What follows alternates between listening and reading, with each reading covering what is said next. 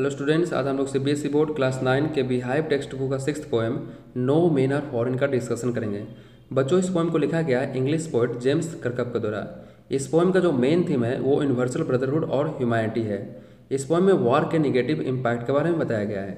तो आइए इस पोएम को हम लोग लाइन बाय लाइन इंटरप्रेट करते हैं और उसके मीनिंग को समझते हैं। बच्चों, पोएम का टाइटल है नो मेन आर फॉरेन। कोई व्यक्ति फॉरेन नहीं होता है, विदेश का नहीं होता है। देखिए नीचे क्या लिखा गया है, have you ever thought of some people as strange. क्या आपने कभी भी कुछ लोगों के बारे में स्ट्रेंज सोचा है, स्ट्रेंज माना है, अजनबी माना है? तो हाँ, बिल्कुल मानते हैं। वैसे लोग जिनका लैंग्वेज अलग हो, फूड अलग हो, बिहेवियर अलग हो, तो वैसे लोगों को हम लोग स्ट्रेंज मानते हैं, अलग मानते हैं। और आगे क्या लिखा गया है, और अदर कंट्रीज एज फॉरेन। क्या आपने कहीं भी दूसरे कंट्री को फॉरेन कंट्री के रूप में देखा है, माना है? तो बिल्कुल मानते हैं। वैसा कंट्री जो कंट्री हमारे कंट्री के बाउंड्री से अलग हो, वहाँ के लोगों का यूनिफॉर्म अलग हो, पहनावा अलग हो, वहाँ के लोगों का ट्रेडिशन कल्चर अलग हो, वहाँ के लोगों का लैंग्वेज अलग हो, फूड अलग हो, तो वैसे कंट्री को हम लोग फॉरेन कंट्री के रूप में देखते हैं, मानते हैं। आगे क्या लिखा गया है, we have many ways of thinking of other people.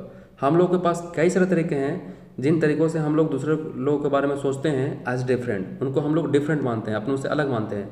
From us as them, और उन लोगों को अस की तरह ट्रीट ना करके देम की तरह ट्रीट करते हैं, उन लोगों की तरह मानते हैं। तो कई सारे तरीके हैं, जैसे कि वहाँ के लोगों का लैंग्वेज हो गया, वहाँ के लोगों का फूड हो गया, कस्टम ट्रेडिशन हो गया, यूनिफॉर्म हो गया।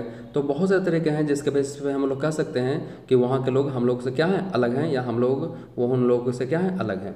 आगे लिखा गया है, they may belong to a different country. हो सकता है वो लोग डिफरेंट कंट्री से बिलोंग करते हों। इसके बेसिस पे भी हम लोग बोल सकते हैं कि वो लोग क्या हैं, स्ट्रेंज हैं, फॉरेन है, और स्पीक ए डिफरेंट लैंग्वेज। और हो सकता है वहाँ के लोग दूसरे लैंग्वेज में बात करते हो, तो इस बेसिस पे भी हम लोग बोल सकते हैं कि वो क्या है, स्ट्रेंज है, फॉरेन है। आगे क्या लिखा गया है, इन दिस पोएम, इस पोएम में, however the poet reminds us of the many ways in which we are all the same.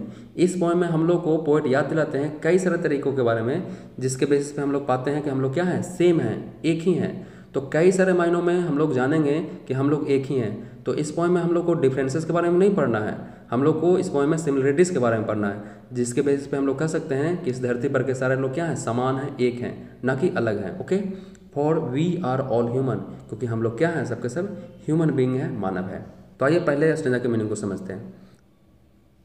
अब देखिए यहाँ लिखा गया है, remember no man are strange. याद रखिएगा, कोई भी व्यक्ति स्ट्रेंज नहीं होता है, अजनबी नहीं होता है। नो कंट्रीज फॉरेन, कोई भी कंट्री फॉरेन नहीं होता है, विदेश नहीं होता है।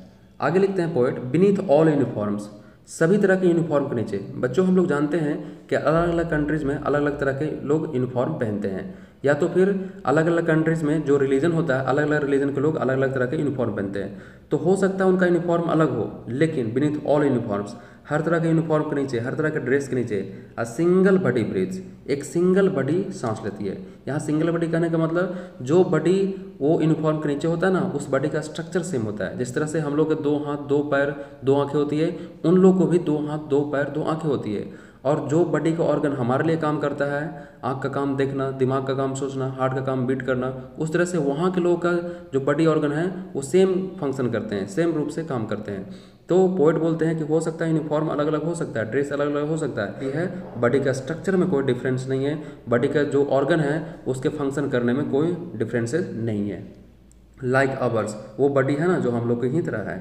The land our brothers walk upon, फिर आगे पोएट लिखते हैं कि जिस धरती पे, जिस जमीन पे हमारे भाई लोग चलते हैं, यहाँ पे आवर ब्रदर्स रेफर करता है फॉरेन पर्सनस को। Walk upon is earth like this, वो भी हमारे ही अर्थ की तरह है। मतलब कि हम लोग कंट्री वाइज हम लोग डिवीज़न तो कर दिए हैं, लेकिन उन लोग का जो लैंड है वो इसी धरती का हिस्सा है। ये ऐसा नहीं है कि उनका जो ज़मीन है वो इस धरती से अलग है, वो दूसरे धरती पर रहते हैं। तो धरती एक ही है, भले ही ज़मीन अलग अलग हो, मिट्टी अलग अलग हो। तो बोलते हैं poet, the land our brothers walk upon is earth like this, वो भी हम लोग का ही अर्थ का एक टुकड़ा है, एक हिस्सा है, एक भाग है। इन विच वी ऑल शैल लाई, और एक समय के बाद हम लोग इसी धरती के नीचे हम लोग को दफन होना है, बरी होना है। तो बच्चों, पोएट हैं जो कि स्पेसिफिक रिलीजन के पॉइंट ऑफ व्यू से, क्योंकि स्पेसिफिक रिलीजन में, कुछ रिलीजन में बॉडी को बरी किया जाता है, दफनाया जाता है इस धरती के नीचे, लाई मतलब लेटना। तो पोएट बोलते हैं कि एक समय के बाद हम लोग को इसी धरती के नीचे आकर के लेटना है, बरी होना है, दफन होना है। तो फिर इन सारे मायनों में अगर हम लोग देखें तो हम लोग क्या पाते हैं कि अलग अलग ड्रेस होने के बावजूद भी जो बॉडी है वो सेम है, सेम तरह का बॉडी है, सेम तरह के बॉडी ऑर्गन्स हैं और फंक्शन कर रहे हैं, और फिर चलने का तरीका हम लोग का सेम ही है। ओके, और फिर डेथ के बाद हम लोग सेम धरती के नीचे आएंगे, तो फिर अंतर कैसे हुआ, हम लोग अलग कैसे हुए, हम लोग फॉरेन कैसे हुए, हम लोग स्ट्रेंज कैसे हुए। तो इन सारे मायनों में क्या है, हम लोग एक जैसे हैं। फिर देखिए सेकंड स्टैंजा में पोएट क्या बताते हैं, they too aware of sun air and water. Poet बताते हैं जिस तरह से हम लोग सन के बारे में जानते हैं, एयर के बारे में जानते हैं, वाटर के बारे में जानते हैं, जिस तरह से हम लोग सन एयर और वाटर से बेनिफिटेड हैं, उस तरह से वो लोग भी सन एयर और वाटर से क्या है, बेनिफिटेड हैं। तो इस मायने में हम लोग क्या है, अंतर नहीं है। Are fed by peaceful harvest.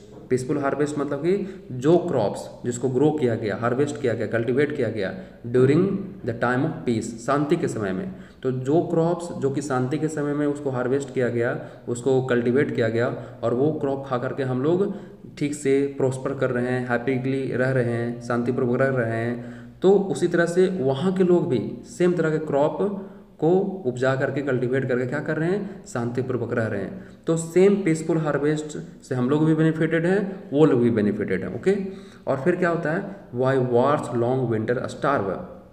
और जिस तरह से देखिए यहाँ पे कंपेयर किया गया है वार को लॉन्ग विंटर से, स्टार मतलब भूखे रहना। ओके, तो जिस तरह से वार को कंपेयर किया गया है विंटर के लॉन्ग टाइम से, तो अगर बच्चों विंटर का टाइम पीरियड अगर लॉन्ग हो, बहुत लंबे समय तक हो, तो कल्टीवेशन बिल्कुल नहीं हो पाती है, प्रोडक्शन बिल्कुल नहीं हो पाती है। ओके, क्रॉप्स बिल्कुल नहीं कल्टीवेट हो पाता है, ग्रो हो पाता है, तो सब लोग सफ़र करते हैं, सब लोग स्टार्व करते हैं, सब लोग भूखे रहते हैं। उसी तरह से अगर दो कंट्री के बीच में वार हो रहा है ना, तो वो वार को कंपेयर किया गया है विंटर के लॉन्ग टाइम से, क्योंकि वार के टाइम में भी ऐसा नतीजा होता है, ऐसा माहौल बन जाता है कि लोगों को, बहुत सारे लोगों को खाना नहीं मिल पाता है और लोग स्टार्व करना शुरू कर देते हैं। तो जिस तरह से वार के टाइम में वहाँ के लोग स्टार्व करते हैं, उस तरह से वार के टाइम में यहाँ के लोग भी स्टार्व करते हैं, भूखे रहते हैं, वहीं लॉन्ग विंटर की तरह। और जिस तरह से पीसफुल हार्वेस्ट खा करके, ओके, क्रॉप्स को खा करके जैसे वहाँ के लोग जीवित हैं, उस तरह से यहाँ के लोग भी जीवित हैं। तो सेम तरह से हम लोग बेनिफिटेड हैं, कोई अंतर नहीं है। जैसे वो लोग सफ़र करते हैं, हम लोग भी सफ़र करते हैं, जैसे वो लोग हैप्पली रहते हैं, हम लोग भी हैप्पली रहते हैं। ओके, आगे क्या पोएट लिखते हैं, देयर हैंड्स आर आवर्स। उन लोग का हाथ हम लोग के हाथ की तरह ही है, कोई इसमें अंतर नहीं है, स्ट्रक्चर में कोई अंतर नहीं है। एंड इन देयर लाइन्स, और जिस तरह से हम लोग के हाथ में जो लकीरें हैं, उन लोग के हाथ में भी सेम लकीरें हैं। वी रीड अ लेबर, और उन लकीरों में क्या छुपा हुआ है, लेबर, मेहनत छुपा हुआ है, वर्क छुपा हुआ, हार्ड वर्क छुपा हुआ है, not different from our own, और वो वर्क है जो हम लोग से अलग नहीं है। तो जिस तरह से हम लोग के हाथ में जो लकीरें हैं, और वो लकीरें क्या बताती है, काम के बारे में बताती है, हार्ड वर्क के बारे में बताती है। अगर हम लोग हार्ड वर्क करेंगे तभी हम लोग को भोजन मिलेगा, फूड मिलेगा। हम लोग हार्ड वर्क नहीं करेंगे, लेबर नहीं करेंगे, तो हम लोग को फूड नहीं मिलेगा। ठीक उस तरह से वहाँ के लोग भी, वहाँ के हाथों के लकीरों में भी क्या छिपा हुआ है, लेबर लिखा हुआ है। ऐसा कोई भी कंट्री नहीं है जहाँ के लोग बैठे बैठे रहते हैं और उनको बैठे बैठे फूड मिल जाता है बिना कोई काम किए हुए। तो हर कंट्री के लोगों के हाथों में लकीरें हैं, और उन लकीरों में क्या लिखा हुआ है, लेबर लिखा हुआ है। मेहनत करेंगे तभी फूड मिलेगा, मेहनत नहीं करेंगे तो फूड नहीं मिलेगा। तो जब काम करने का तरीका अलग अलग हो सकता है उन लोग का काम अलग हो, लेकिन उनका जो पर्पस है फूड प्राप्त करना, जीवित रहना, वो सब जगह सेम ही है। तो काम का तरीका अलग अलग हो सकता है, लेकिन जो पर्पस है आगे जीवित रहने का वो समान है। तो पोएट बोलते हैं कि उनके हाथ की लकीरें में जो एक लेबर छुपा हुआ है, और वो हम लोग से अलग नहीं है। जैसे हम लोग काम करते हैं, वहाँ के लोग भी काम करते हैं। अब देखिए आगे क्या लिखते हैं पोएट थर्ड स्टैंजा में, रिमेंबर, याद रखिएगा, they have eyes like ours, उन लोग के पास भी आंखें हैं हम लोग की तरह, दैट वेक, जो जागती है, और स्लीप, सोती है।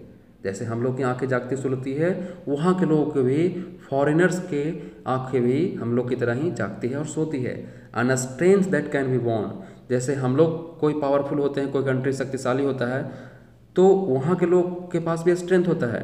तो स्ट्रेंथ को स्ट्रेंथ से नहीं जीता जा सकता है। अगर स्ट्रेंथ वो पावरफुल है, अगर हमसे ज़्यादा पावरफुल है, तो उसके स्ट्रेंथ को हम लोग जीत सकते हैं। कैसे?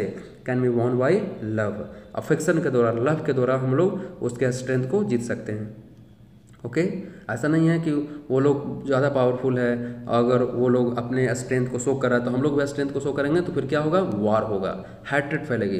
तो इस तरह से स्ट्रेंथ को जीता जा सकता है। कैसे? That can be won by love.